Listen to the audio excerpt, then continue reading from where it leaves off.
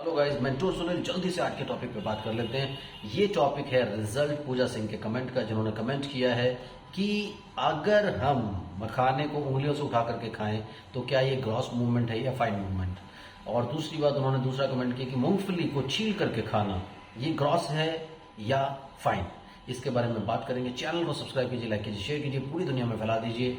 मुझसे बात करने के लिए 8168790299 मेरा मोबाइल नंबर है। +91 इंडिया का एसडी कोड जरूर लगा लें। इंडिया के बाहर से कॉल कर रहे हैं तो इंडियन कंसल्टेशन 1000, इंडिया के बाहर से कॉल कर रहे हैं 3000 रुपीज अकाउंट ट्रांसफर देकर आपको मेरा अपॉइंटमेंट मिल जाता है। तो दोस्तों, बात करते हैं ग्रॉस और फाइन पर। ग्रॉस मतलब पूरा का पूरा, फाइन मतलब बिल्कुल सिलेक्टिव। जैसे आप मखाना खाने की बात करें पूजा, तो मखाना खाना ऐसे फिंगर से अगर आप उसको उठा करके खाते हैं तो दैट मीन्स आप अपने थंब को, फिंगर को, उसके अलावा अपनी आईज को यूज कर रहे हैं उसको उठाने के लिए। तो यहाँ हैंड आई कोऑर्डिनेशन भी आएगा। उसके अलावा उसे आप प्रॉपरली ग्रिप करेंगे और फिर खाएंगे। तो ये सब फाइन मोटर मूवमेंट्स में आते हैं। मूंगफली को छीलेंगे पहले सर्टन प्रेशर लगा करके, उसके बाद मूंगफली को निकालेंगे, उससे छिलका झाड़ेंगे, फिर उसको खाएंगे। That is a very very fine movement. तो ये सारे ग्रॉस और फाइन मूवमेंट जो होती है वो आपको डिफाइन करना पड़ेगा। आपने बहुत छोटा बच्चा देखा होगा जो किसी भी चीज को देख करके अपना पूरा शरीर उसकी तरफ लेकर के जाता है, तो उसे ग्रॉस मूवमेंट बोलते हैं। उसके बाद बच्चे जब जरा जरा से बड़े होते हैं फिर अपना हाथ ले जाना चाहते हैं, कोई भी चीज उठाते सीधा उसको मुंह में डाल लेते हैं।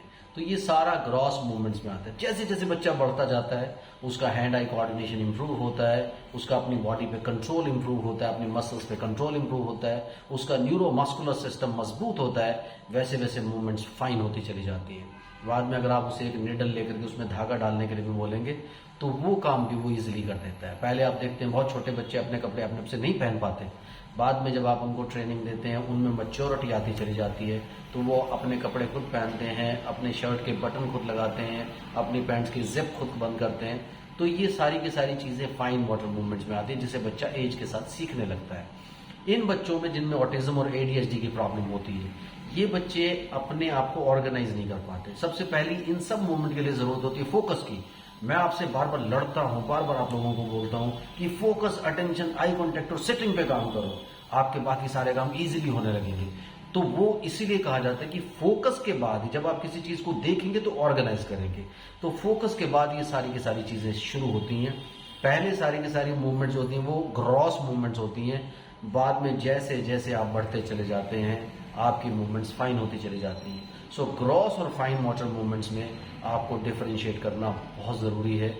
और ऐसे डिफरेंशिएशन से आपको पता लगता है कि आपका बच्चा कितना बढ़ रहा है, कितनी उसमें इंप्रूवमेंट हो रही है और कितना वो सब कुछ सीख रहा है। Thank you very much for commenting. आप सब लोग भी ऐसे कमेंट कीजिए, डेडिकेटेड वीडियो आपको मिलेगा। Thank you very much. Bye bye.